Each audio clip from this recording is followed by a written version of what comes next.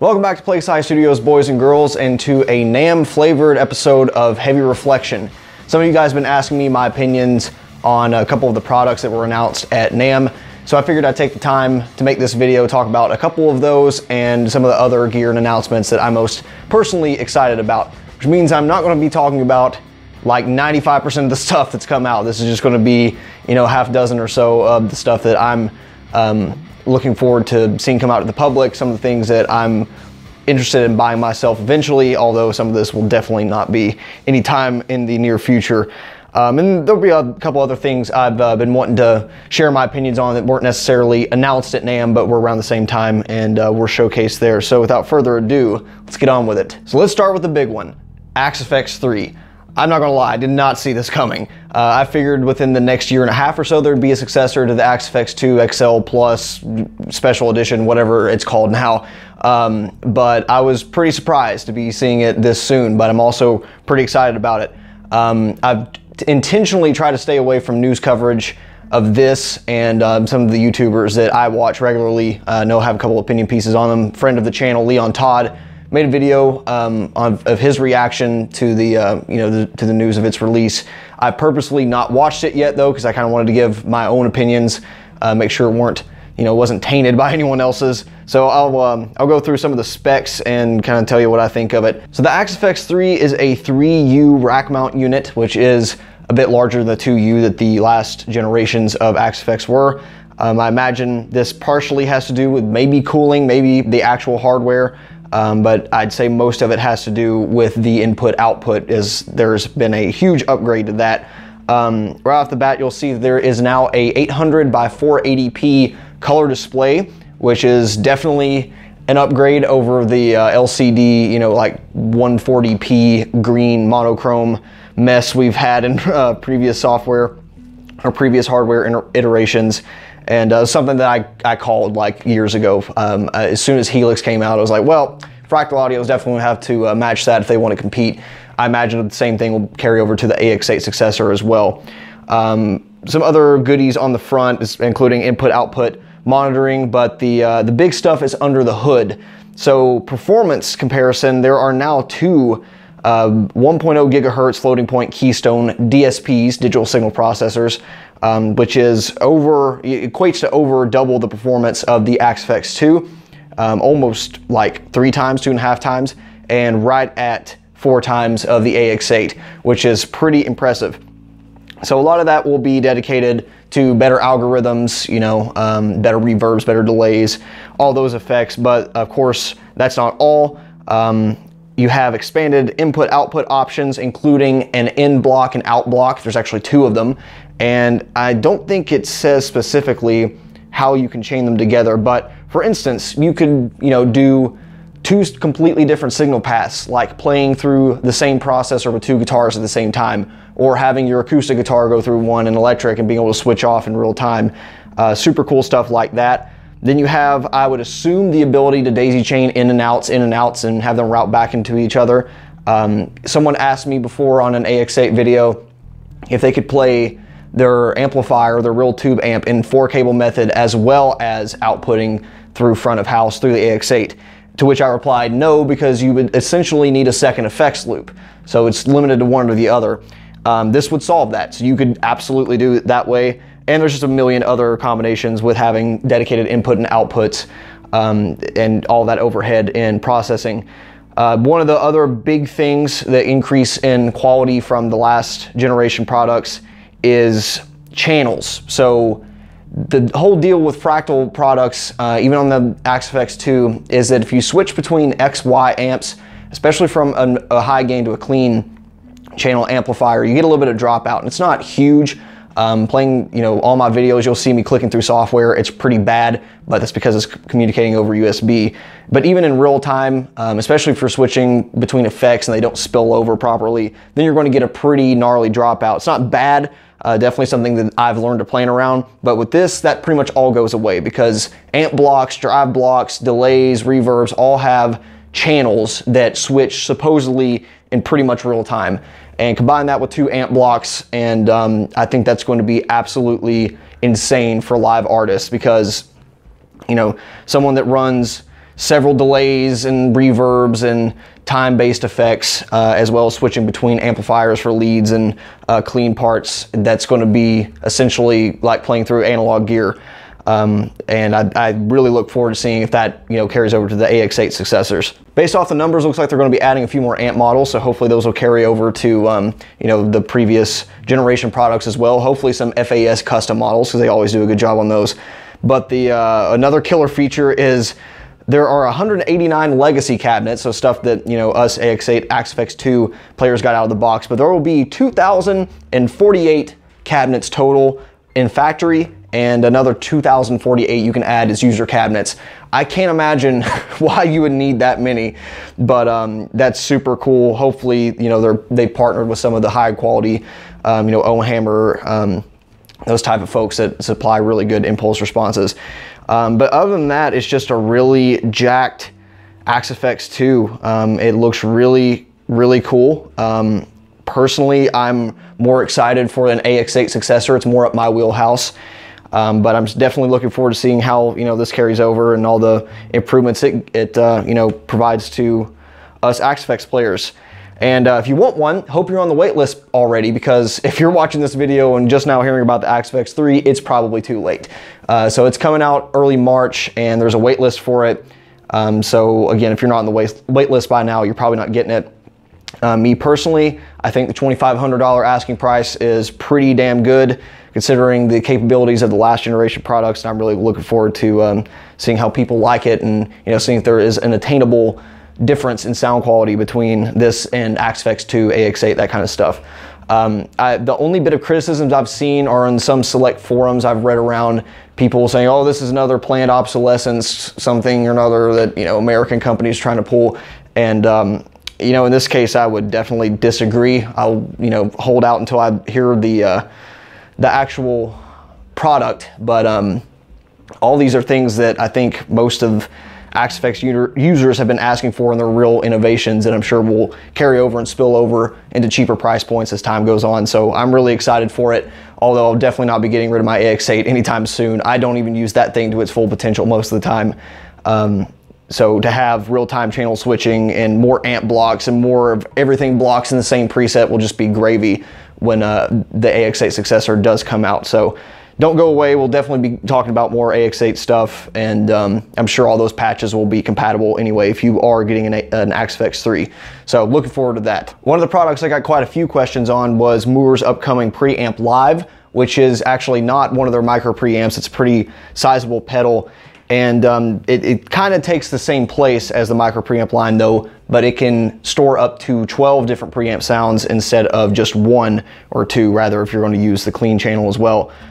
So you have 3 different banks, which have 4 channels each. So, you know, theoretically have like 3 high gain and 1 clean. Looks like each channel uses an independent volume-based mid, treble, and gain control, as well as a clean boost that you can place in front of the preamp or behind it, which I can see being very useful if you don't want to use an overdrive pedal or you just want to boost your volume for a lead. Looks like presence has been added, which is nice, because that was one thing that is lacking on the preamp pedals that I think doesn't quite match up to some of the real amplifiers they model. An effects blend, which I'd assume would be for running stuff through the effects loop of this preamp, and as well as a cab sim you can turn off or on if you're not going to be running it through something like a power amp or whatever. Not a whole lot of information out on this one from what I've heard. It sounds really good, as I would expect if they're using the same type of emulation technique as on their micro preamps. And I can see this being useful for some people, especially in a live environment, if you are more used to a traditional tube amp setup and don't need all the offerings of something like a Line 6 Helix or a Fractal audio device, but you want to use a few more preamp sounds. I think this would probably be a good way to do it. No idea what pricing is.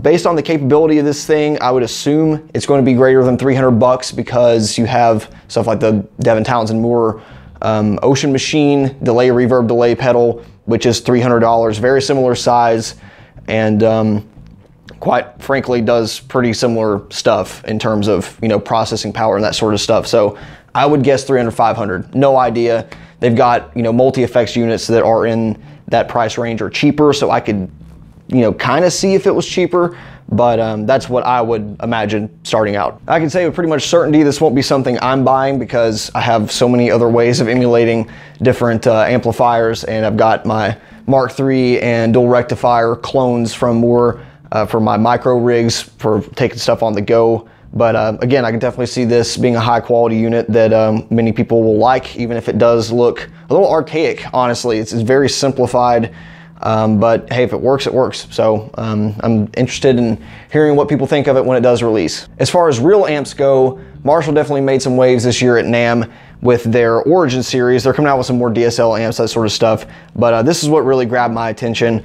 This is a 50-watt tube head. They're gonna have several combos and smaller amp heads, that sort of thing. But this is kind of a ode to the older 60s sound of Marshalls.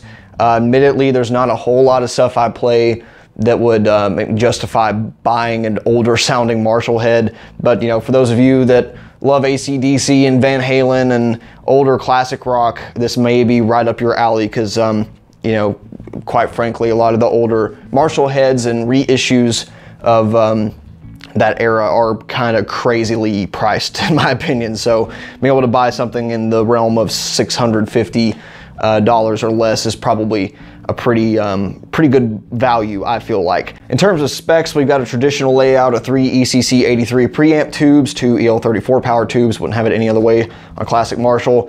3-band EQ, presence, normal kind of stuff like that. You got a tilt control, which I think is going to be pretty cool to blend between the bright and normal sounds.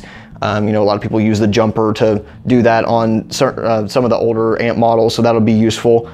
And you also have a switchable 1 watt, 10 watt, and 50 watt power mode for playing in smaller venues or in your bedroom and still being able to crank your preamp. So that'll definitely be nice for those of you that can't always get it as loud as you want to, like me when you live in an apartment.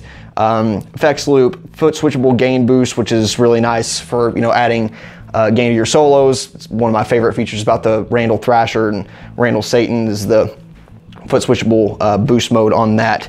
But other than that, pretty simple amp. Again, not something super in my wheelhouse, but it's nice to see an ode to some of the classic, more classic tones. I almost say classicer, Jesus Christ. More classic tones that I do enjoy, even if I don't play them all that much myself. So definitely be interested in seeing how people take this product. Speaking of amps that I'll never personally play, Orange has announced its Brent Hines signature Terror amp, which is pretty cool. It's always nice to see Mastodon getting some recognition for all their hard work and great music. I'm a big fan of theirs. Bill Kelleher, not too long ago, I think it was a year or two ago, came out with his signature Butter Slacks from Friedman, which is like a 120 watt monster, pretty boutique product. This thing's a little more accessible, so definitely not as loud. This is a 15 watt amp. Pretty simple, stripped down, Orange style. You got a clean amp or clean channel, a dirty channel, pretty run-of-the-mill EQ and gain controls, but you do have a lot of options for power switching, including the base 15 watts, 7 watts, 1 watt, and half a watt, which is pretty cool. I'm glad that's catching on a little bit more throughout the industry. Using EL84 power tubes, like always with Orange amps at that size, and yeah, a little bit decorated like him. He's got his whole tribal tattoo on the corner of the amp, which looks pretty good.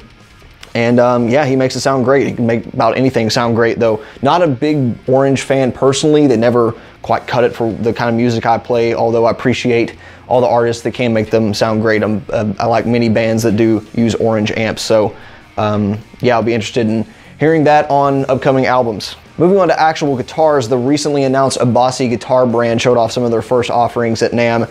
And for those of you that may not be in the loop, Tosin Abasi's actually left Ibanez, started his own guitar brand with some pretty big names, and of course that makes like the 5th or 5,000th guitarist in the past 2 years to leave their respective brands and start their own. But more the merrier, in my opinion, as long as they're of good quality and you actually get your hands on one if you want one. So they've got some fan fret stuff, extended, all of course, extended scale on the 8 strings. Some 6 strings they showed off, which is, you're a gentleman when a 6 string is like a special instrument for you. Got a bass guitar. All these things are that really cool proprietary design that he came up with, actually. So nice to see him get some use out of it. And I like it more than I thought I would on non-extended range stuff. I don't care for it much on the bass, but get what you want. There'll be some headless guitars. There'll be some, headstock. There'll be about anything you want. He's got his Fishman influences on most of them. I'm sure there'll be all kinds of customizable options. And some of you guys, again, asked me what I thought of it.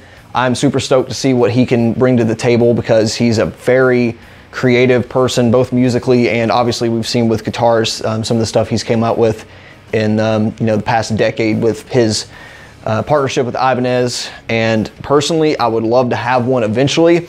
At the place I'm at right now, I feel that I don't play enough of the kind of crazy music that would call for one of his instruments to where I could justify the cost for it.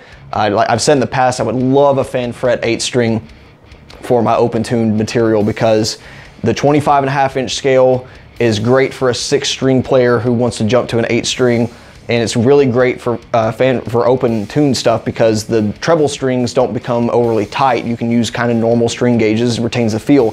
The problem is the bass side, the low B flat, the low F, I've got to make so thick to the point that it's just not fun to play. It's not what I like to feel. So I would want like a 27 on top, a 25.5 on the bottom. But again, I'm not far enough along in that journey that I feel like I can realistically buy one of these and use it all the time. So yeah, really looking forward to when that brand really launches. There's really only a couple of authorized dealers that have announced themselves, and I'm sure you might be able to get some of the stuff direct. But overall, if Tosin's putting his name on something, you can guarantee that he's passionate about it and it'll be high quality in the end. Perhaps the guitar that I was most excited to see this year at NAMM was Framus's team-built Devin Townsend signature Stormbender. And this is the finalized version of Devin's design. And it's kind of ironic that it would come out right now for a couple of reasons. Number one, kind of on an unrelated note to NAMM, Devin announced that he's putting the DTP, the Devin Townsend project, on hold. So no tours, no albums like that for the foreseeable future. I'm sure he'll rekindle and that relationship with all of the guys he's played with in the future on whatever projects he's going to be running right now. But it's a bit sad to Devin Townsend fans like myself, but if you've not gotten used to that by now with him starting and stopping projects when he feels he's evolved out of them, then well, you better get used to it. But yeah, so it's kind of just funny to me that now that he's going to be moving on to possibly more expensive and grander projects, that the guitar that he designed to play DTP songs on comes out after he's like finished with DTP for now. It's just kind of a funny dynamic there. But compared to his Stormbenders that he built and took on tour and recorded with, this is a bit longer scale, so it's a 25.5-inch scale. Everything else has been made just a little bit bigger, so you got a little bit bigger body, headstock, tuners. Overall, it does look a little bit more proportionate to each other. It's a really cool shape. The hardware was always the stuff I was really looking forward to getting my hands on, including his Transcendence, Fishman pickups, the Evertune bridge, which is, I still want a guitar with that so badly, and overall just a really nice ergonomic shape that makes sense for a touring musician who abuses their gear. The second thing that made this kind of ironic is I was under the impression the team-built guitars were the ones that were going to be a bit more affordable, until I looked at the price, and it is still 3,500 euros, which is like over 4,000 US easily. If I was just gonna spend that much money on a guitar, I would buy the Masterbuilt for another couple grand. What's the difference at that point? But he has said on Twitter that there will be a bit more affordable versions. When he says that, I hope like in the $2,000 range. That's what I would consider a bit more attainable for something of that hardware. Of course, Framus had a bunch of other good stuff on display, but being the heavy Debbie fan that I am, that was what I was most looking forward to. And it just looks like a flying spaceship of a guitar. LEDs, just really cool, fits that type of material perfectly. And again, when there's one that is a bit more attainable and fits my image, I guess, it'd definitely be a happy addition to my guitar collection. Lastly, for guitar news, ESP Ltd had some pretty cool offerings at their stand this year, including a Fanfret 7 and 8 string. Of course, it's a super strap. That's kind of be expected of a mainstream brand breaking out into that phenomenon. A stripped down super strat type guitar called the Black Metal series, which looks pretty cool for that sort of stuff. If you just need a bridge pickup and bare bones look, that could be cool. There's a 7 and 8 string Eclipse, which is basically their Les Paul style body, both in 7 and 8 string, and with an Evertune bridge, which is super exciting because I've always wanted to see mainstream you know, guitar manufacturers bring the Evertune to light on these extended range models where I feel tuning stability is so much more crucial than on 6 strings. It's so, you know, you can manage, I feel, on these classic guitars with 6 strings a little better, even on the road with something like a traditional hardtail bridge, but on 7 and 8 strings, it's got to be a nightmare without some fine tuning or something like the Evertune. So great to see that. Unfortunately, looks like they're using freaking active pickups, and I'm not going to say that for certain because they look like soap bars. It could be passives and they're just, you know, using a ring around them, but if it is actives, just why? Why? But I'll give them the benefit of the doubt for now and just hope that they're covered and don't have any stylizing and they're passive. So knock on wood, but there's that. There's some other pretty cool offerings in terms of you know, basic and regular guitar shapes, but those were definitely my favorites from them. So that's about it for my opinions on NAMM 2018, but I will leave you with a couple other extraneous announcements, both of which are Ola England flavored. So we have the Randall Satan 50 watt is going into production. He announced that a couple weeks back, and that's exciting to see because I was a bit worried about Randall there for a while, to tell you the truth, still kind of am. And I'm really surprised that it took that long after the Thrasher 50 to come out, because it's basically, you know, it's basically the same design, just as far as the circuitries. I'm sure, you know, there's plenty of changes to get the voicings to be different. But I know there's plenty of you out there that expressed interest in a 50 watt because the 120 watts is just too much in terms of size and sound. So it's pretty cool to see that's coming out. 606 power tubes, all that good stuff. Same as the Randall Satan in terms of input, output, and capability, minus I think the active input. I don't think those are there on the 50 watt. Just shrunk down to a 50 watt package, which is much more in line with probably what most people need. Sounds great, always does on his videos. So I'm sure many of you will be signing up for that when that comes out. And second bit of information that I will share that I probably shouldn't, but anyone could have publicly signed up for the notification list like I did, so it's really not any secret information. The second batch of Solar guitars are available for pre-order, and that announcement will go public on Monday. So only if you put the, you know, whole, you know, let me know about upcoming offers and that sort of stuff, would you get that email, and which I did, obviously. Admittedly, there's nothing in this current round of guitar designs that I'm dying to have. I would love to have a 7-string E-shaped with an extended scale like 26.5, 27 inch with an Evertune. If he makes that, I will buy it immediately. But his other guitars are great. They're just not like, I have other stuff that can do that. It's just his stuff is higher quality, obviously. So look forward to that. The shipments should go out around March 20th. So you're going to be giving them your money for a good, you know, month and a half before the stuff actually goes out. But always looking forward to what comes out of Solar guitars. And with that, I believe we'll call it a day. Apologies for all the background noise you've no doubt heard. We've got people moving in upstairs. I don't know why you would on a February, kind of a strange time to be changing jobs or graduating or whatever, but is what it is. Guess I'll have to deal with that when trying to record from now on, which is awesome. But yeah, hope you enjoy this video. Let me know what you think on the stuff, especially that I didn't talk about, because there's plenty I didn't. And yeah, stay tuned for more stuff like this and gear reviews, and you know the drill. If you're watching this video, you probably already know. So thanks for watching. See you next time. Bye.